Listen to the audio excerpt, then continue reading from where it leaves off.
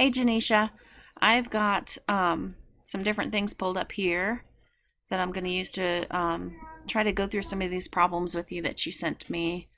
So I'm going to start with the earlier ones. Just let me see real quick.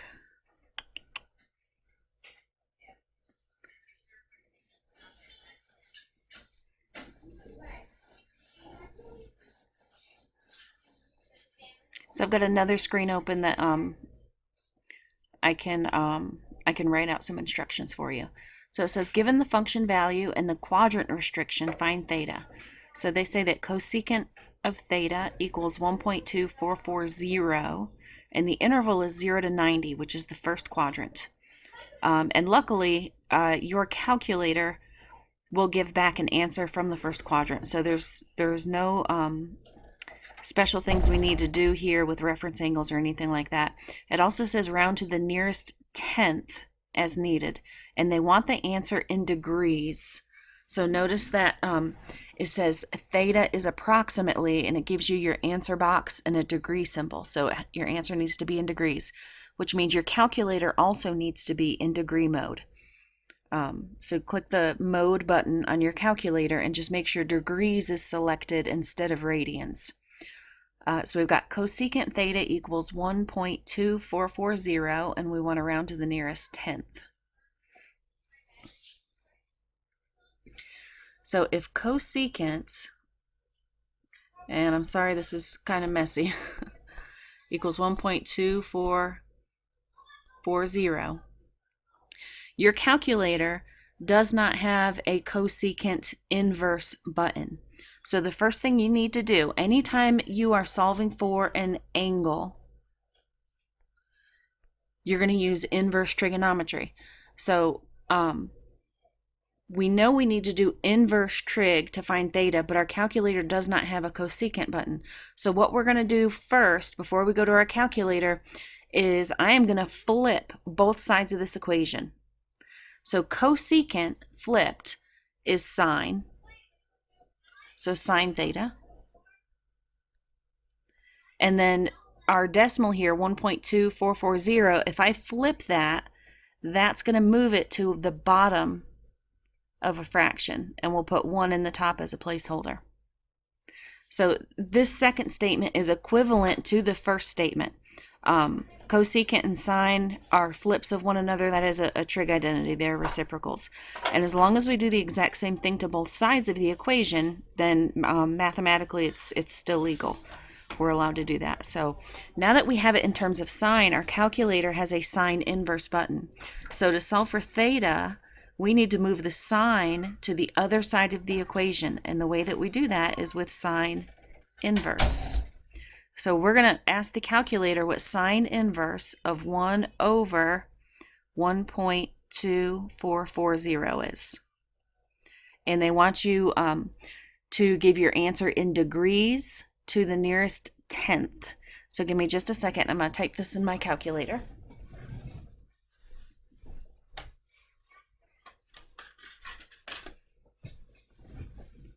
So I'm going to make sure that I'm in degree mode. And I am. And then sine inverse is right above your sine button. So you would do second function sine. And then we would type in that fraction, 1 divided by 1.2440. And my calculator is saying theta is about 53.5 degrees.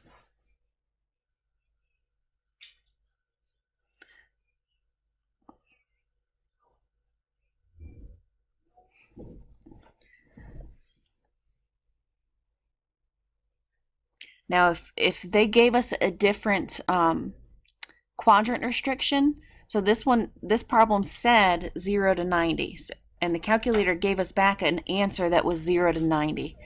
If they gave us a different quadrant to work in, so 90 to 180 would be quadrant 2, 180 to 270 would be quadrant 3, and then 270 to 360 would be quadrant 4.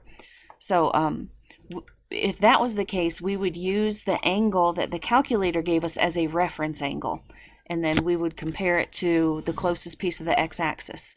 So if we wanted it in quadrant 2, that piece quadrant 2 is everything above the negative x-axis. So in quadrant 2, we haven't quite gotten to 180 degrees yet, meaning that we would subtract the answer the calculator gave us from 180. In quadrant 3, we've gone past 180. Quadrant 3 is below the negative x-axis. So whatever the calculator gave us back, we would add to 180. And then if they wanted quadrant 4, which is 270 to 360, in quadrant 4, we've almost gone all the way around, but we haven't quite made it to 360 yet. And 360 is the angle measure of the positive x-axis when we come up from below. So if they wanted an answer between 270 and 360, we would take this answer the calculator gave us and we would subtract it from 360, because the angles in quadrant 4 have not quite gotten to 360 yet. So if they ask for a different quadrant, you just use the answer from the calculator as a reference angle, and you're going to move it into that quadrant as your last step before giving your final answer. So for this one, though, it's 53.5.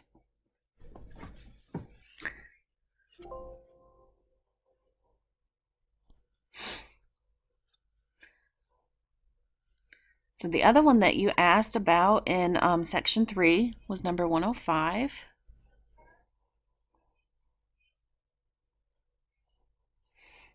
And this one looks tricky because their picture is not drawn very nicely. We need to redraw that picture.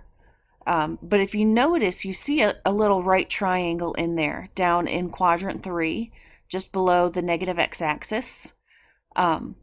They tell us that 250 degrees is being measured from north, and it's being measured counterclockwise. They also tell us 270 would be the negative x-axis. So what we're going to do is we're going to figure out the angle inside of that triangle.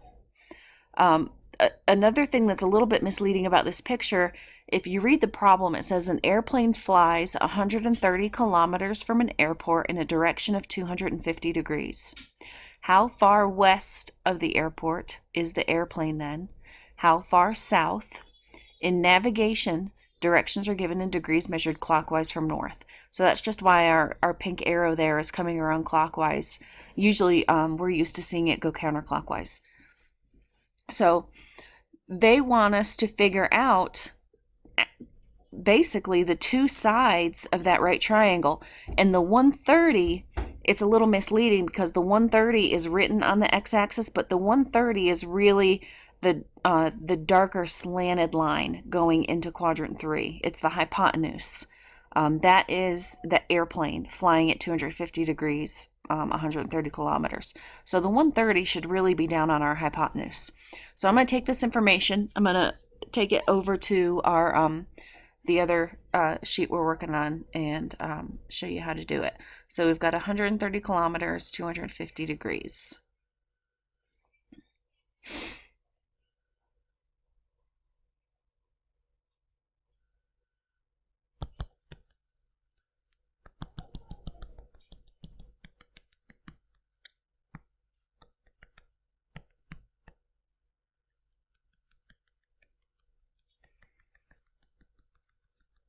Sorry, I'm just gonna get rid of some of this other stuff first.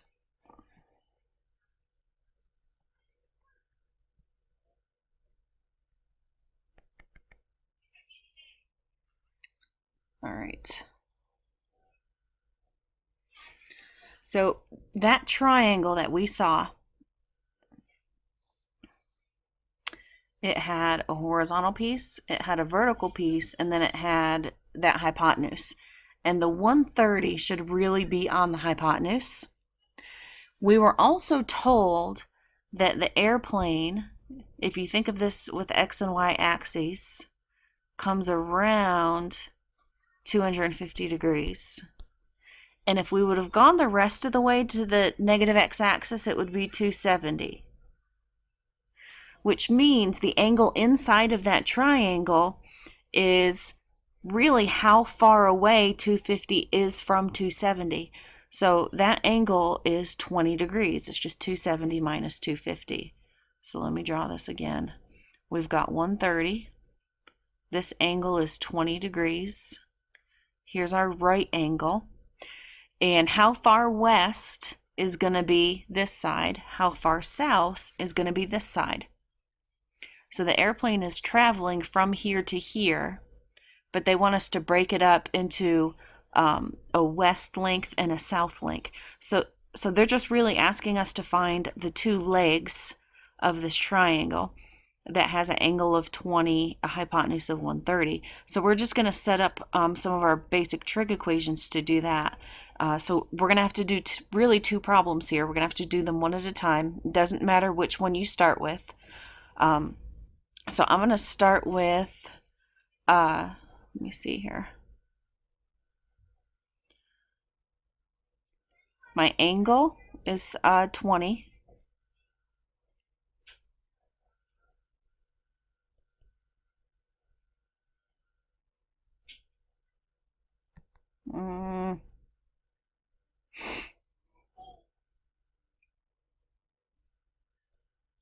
There we go.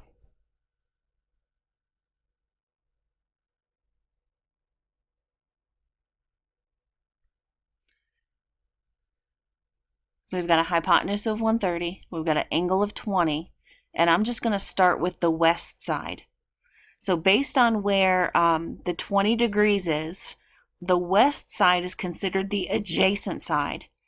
The reason that it's adjacent is because that side is helping to create the 20-degree angle. If you look at the side I labeled south, that one is exactly on the opposite side of the triangle. So we call that the opposite side. And this other leg is called the adjacent side. So we want to set up a trig equation that uses adjacent and hypotenuse. And that is the cosine function. So we're going to say cosine of 20 degrees equals adjacent side over hypotenuse. And then we just solve that equation for the W by multiplying the 130 over. So W is going to be 130 cosine of 20 degrees. And we just have to type that into our calculator. Again, make sure your calculator is in degree mode. We just have to ask our calculator what 130 times the cosine of 20 is. And my calculator, let me see how many decimals we need to do. Notice in blue, underneath the answer box, it says round to the nearest integer. So if I round the number on my calculator to the nearest integer, I got 122. The full decimal is 0.1600407, but 0.16 would round down to just 122. So W is about 122. And then we're going to do the exact same thing for the south side. The difference, though, is the south side is the opposite side. And then we're going to use our hypotenuse, which was 130. So we want to set up a trig equation that uses opposite and hypotenuse, and that's the sine function. So we're going to do almost the exact same thing. We're just going to use a different trig function.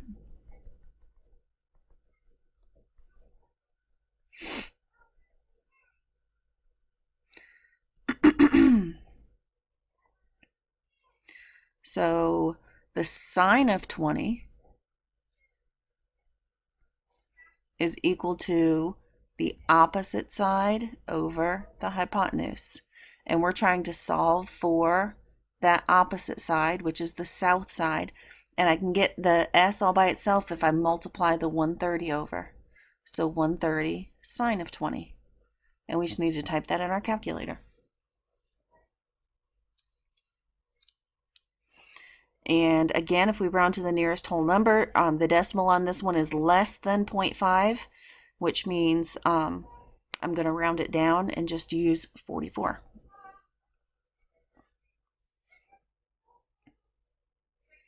So the airplane is 122 kilometers west, and it is 44 kilometers south.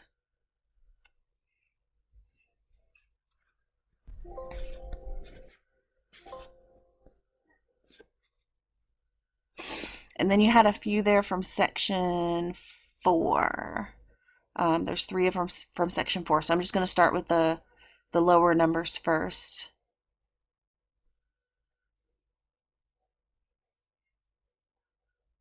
Convert the following degree measure to a radian measure. It says type a simplified fraction and type an exact answer in terms of pi. So they want us to convert negative 135 degrees to radians.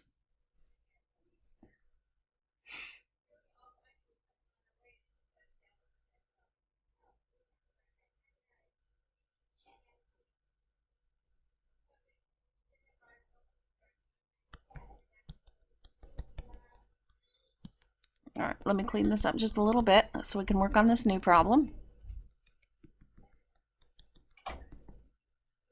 So we've got negative 135 degrees, and we want it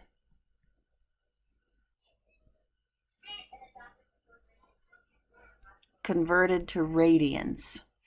So the way that we do this, I personally think the easiest way to do this is always set up a proportion. So there is one spot in the unit circle that's pretty easy to remember, and it uses pretty simple numbers. So in the unit circle, pi radians is equivalent to 180 degrees. And on our Moodle page, I've got a completed unit circle there that you could print off and help you with some of these problems. I also have a blank one because it's really beneficial for you to memorize a lot of those values on the unit circle. Next week we're going to be having a unit circle quiz, so you can print off the blank one and kind of use it to quiz yourself.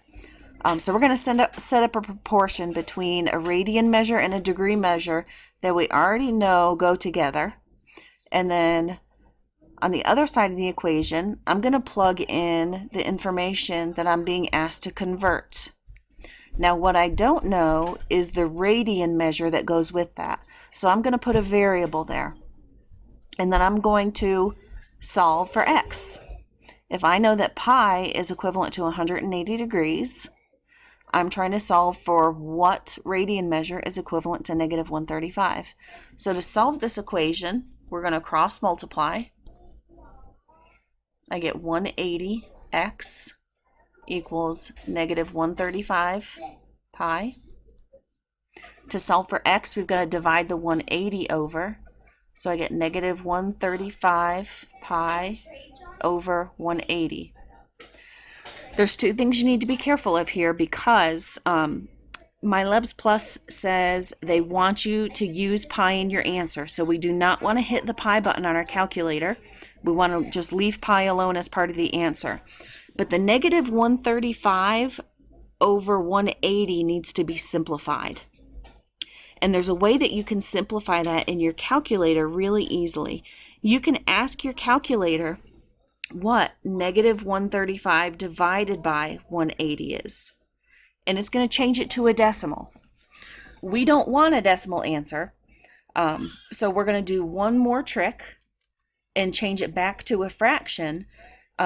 When we tell the calculator to change it back to a fraction, it will always change it back to the most simplified fraction. So in the calculator, when I ask for the division part, it says that it's equal to negative 0.75. Now, if I ask the calculator to change that back to a fraction, and the way that I do that is with the math button, which is right under your second function and your alpha button, there is a math button. And then option number 1, you see a little triangle and then it says frac, F-R-A-C. That means change this number back to a fraction. So if I ask the calculator to change this number back to a fraction, so on my screen right now, once I chose that, it says answer triangle frac. And I'm going to hit enter, and it says negative 3/4. So negative 135 over 180, the calculator simplified that for me and said it's equal to negative 3/4, and we just have to put our pi back in. So negative 3 pi over 4. Negative 3 pi over 4.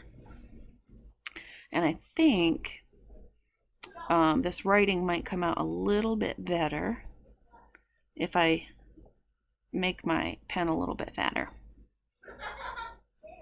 Let me see here. Let's try this. All right, so it says negative. So yeah, I like that better. -3. So the calculator gave us back -3/4 as the fraction, and we put our pi back in. So what this means is -135 degrees is equivalent to -3 pi over 4 radians. And you can use this method here for converting degrees to radians or radians to degrees. Always use pi over 180 because pi radians is equivalent to 180 degrees. And then on the other side of your equation, if they give you a radian, you put it in top, just like we have it on the left, and put the x in the bottom if you're trying to solve for the degrees. So where you put the x just depends on what you're trying to convert. So notice on both sides I have degrees in the bottom, radians in the top. So as long as you're consistent with that, you can use this exact same method for converting from degrees to radians or radians to degrees. You just change where the x is. The x is on the top when we're solving for radians, the x is in the bottom when we're solving for degrees.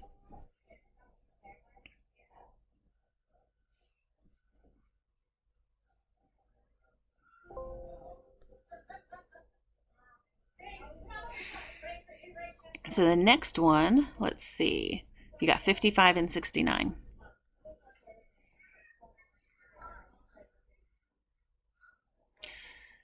Number 55 says find the complement and the supplement of the given angle, and they give us pi over 6. So the complement, the way that I like to remember these by always just remembering what the degree equivalents are for complement and supplement, and then you can always use your unit circle. Since this is a radian question, I know it's a radian question because they asked me to find it for pi over 6, and there's no degree symbol on it. So now that we have two different ways for measuring angles, the only way we really know whether they're using radians or degrees is if we see that degree symbol. So since I don't see a degree symbol on the question, I'm automatically assuming this is a radian question. We're given pi over 6, and we want the complement and the supplement, the complementary angle and the supplementary angle. Well, in degrees, complementary means that they add up to 90. So in radians, we need to figure out what the equivalent for 90 degrees is.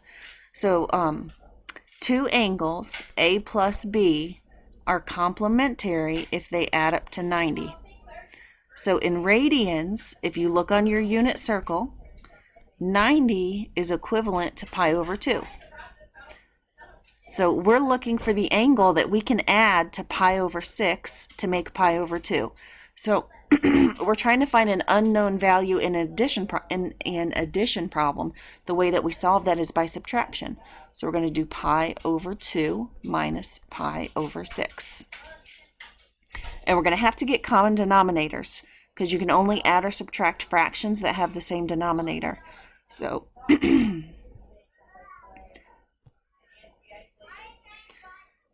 to change that 2 into a 6, I'm going to have to multiply top and bottom by 3.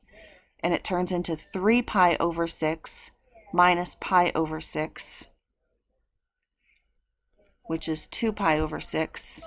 And that simplifies. The 2 and the 6 have a 2 in common.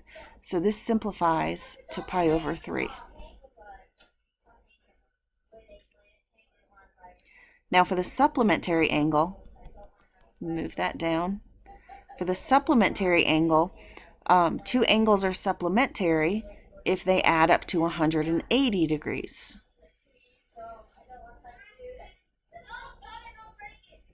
So A plus B equals 180. Well, since we're working in radians, we need to know what the equivalent is for 180. and that is pi. So we want to know what to add to pi over 6 to get pi. And again, we have an unknown value in an addition problem. So to solve for that, we subtract. So we're doing pi minus pi over 6. Because we have some fractions here, we're going to have to get common denominators. So I can think of the pi in the front as a fraction by putting it over 1. You can always take any non-fraction and turn it into a fraction by putting it over 1. And then I want common denominators. So this denominator needs to be 6, so I'm going to multiply it by 6, and I got to do the same thing to the top. So now I've got 6 pi over 6 minus pi over 6. That leaves me with 5 pi over 6 for the supplementary angle. And then we've got one more here.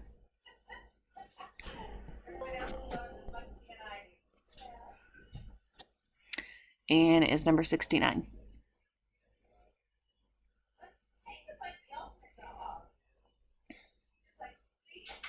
So it says a tire on a car has an outside diameter of 37.98 inches.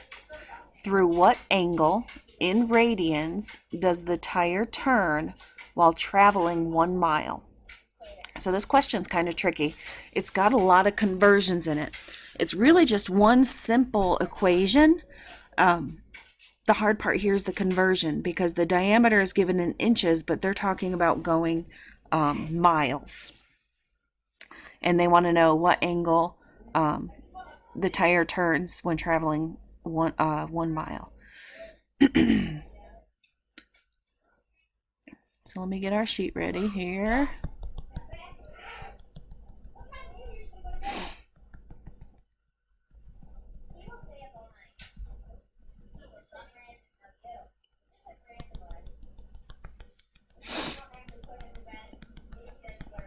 And I think this was the last question that you had there, but I will double check before I stop this video.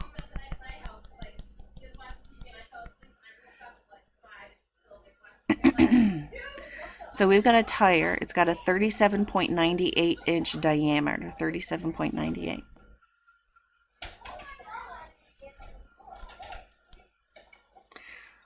This is equal to diameter. That is extremely important, because that's going to have to be changed in just a minute. We want to know the radians that the tire spins when traveling 1 mile. So the mile is considered an arc length. The mile is what the outside edge of the tire is going to come in contact with the ground, and then move anytime we're going around the outside edge of the tire. That's circumference. The whole thing is circumference, but if we just do a piece of it, it's called an arc. So arc length, which we call S, is equal to radius times angle. And this angle must be in radians. It is in this problem already, so it's not an issue. But there may be other problems where you have to convert it to radians before you can do this. The R is the radius of the circle. So we know the arc length is 1 mile. That's the total distance I want my circle or my tire to travel. The radius we don't know. They told us diameter is 37.98 inches. So we need to know the relationship between diameter and radius is actually diameter divided by 2. This still poses a problem for us, though, because they're not in the same units. So 1 mile equals, we're going to have to divide 37.98 by 2 to get it into a radius instead of a diameter. And on my calculator, it says it's 18.99. And we're trying to solve for theta. It asked us to find the angle in radians. We can't do this while we've got miles as our unit on the left and inches as our unit on the right. We're going to have to convert one of them to the other. It doesn't matter which one we convert. I think it's going to be easier to convert miles, though, to inches. So 1 mile has 5,280 feet in it. So I'm going to do something called unit analysis here. So 5,280 feet is equivalent to a mile.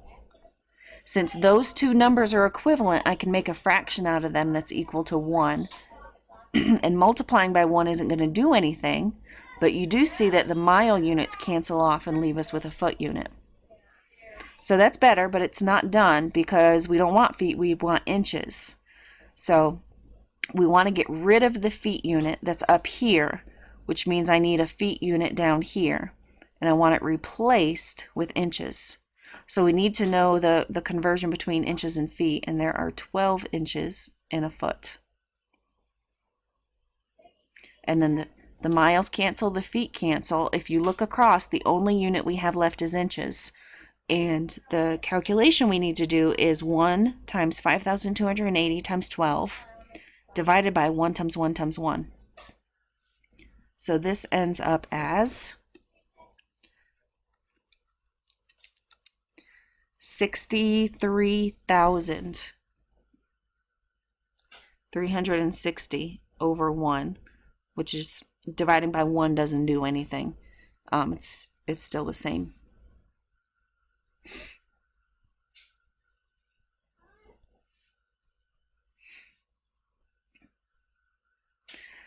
So we can rework this problem with 6360 in there. We want, because that's in inches now, that's what we want in that spot so that we can combine it with this number, which is also in inches. So I am running out of room here. I'm going to have to erase a little bit on the top to keep going. Let's see here.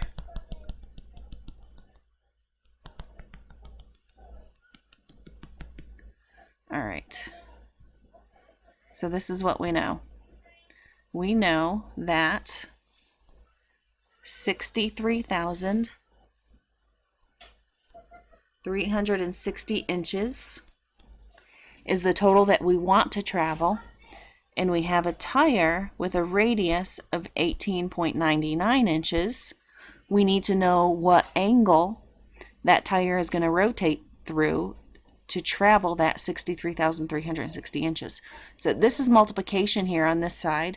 So to solve for theta, we've got to divide by 18.99.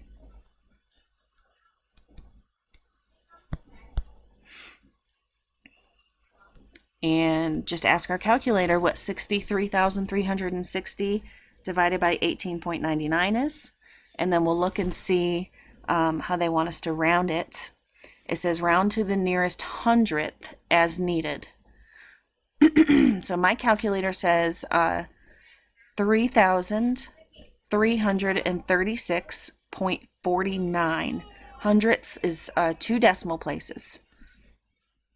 So when I type this division problem into my calculator, I get 3,336.49. So let me go back and make sure that's all of them. I'm pretty sure it is because I think one of the questions you had just sent me twice. Yep, so we did 2 from 6.3. And then we did 3 from 6.4, but if you see here, you sent 55 twice. So it would have been the same problem, just maybe with some different numbers. So I hope that's helpful. And I know it's also late at night. I've been on the road all day. I had to go out of town today. So I'm going to go ahead and just extend your homework forward until tomorrow night. That way, if you don't have a chance to watch this tonight, then you can have time to watch this video and go back in and work on some of those problems. So just, if you ever have any questions, feel free to send them my way. I would be happy to help you. I very rarely go out of town. You just happened to catch me the day that I was going out of town. So let me know if there's anything else I can do for you. Bye.